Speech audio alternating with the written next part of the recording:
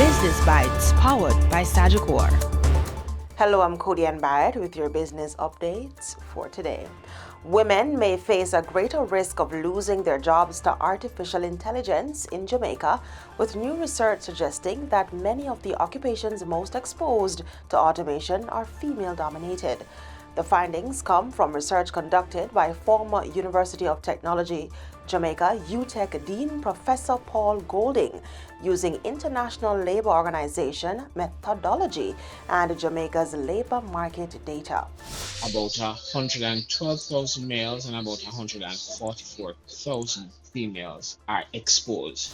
Exposure means AI could either help workers perform certain tasks more efficiently or, in some cases, replace those tasks altogether. Of the combined 256,000 Jamaican workers that were identified as having some level of exposure to AI, about 60,000 jobs were considered at risk of elimination. Many of the most exposed occupations were female-dominated, including call center workers, data entry clerks, typists, secretaries, bank tellers, and entry-level accounting staff.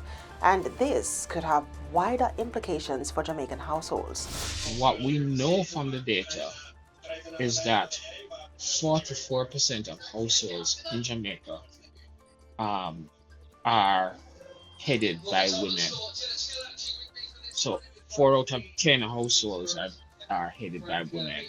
And when we look at the number of households in Jamaica based on the last staffing report was 410 households. So which jobs appear less exposed for now? The research suggests jobs that rely on specialized skills, human judgment, and problem solving are currently less vulnerable to AI.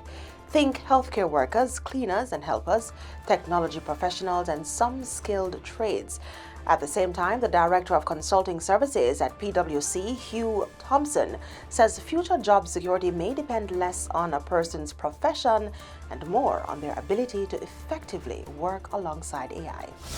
We're not asking the question, can you use AI? Or can you use ChatGPT or the different generative models?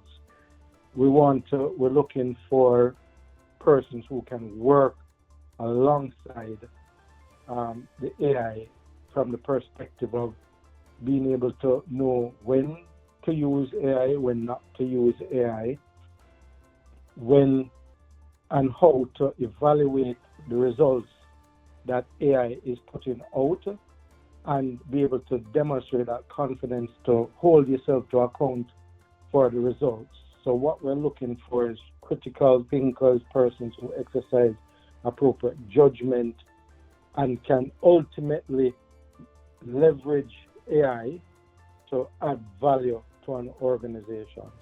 In other words, if AI is becoming part of everyday work, schools may have to start preparing students for that reality.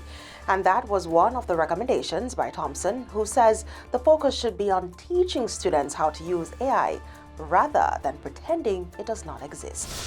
What we need to be developing or looking at AI as a fluency or attribute that or a skill that students need to walk out of a university with, just like numeracy, just like writing, just like critical thinking.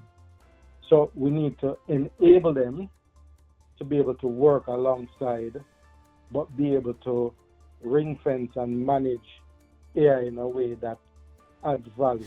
And that's it for the Business Bites today. I'm Cody Ann Barrett. Thanks for watching.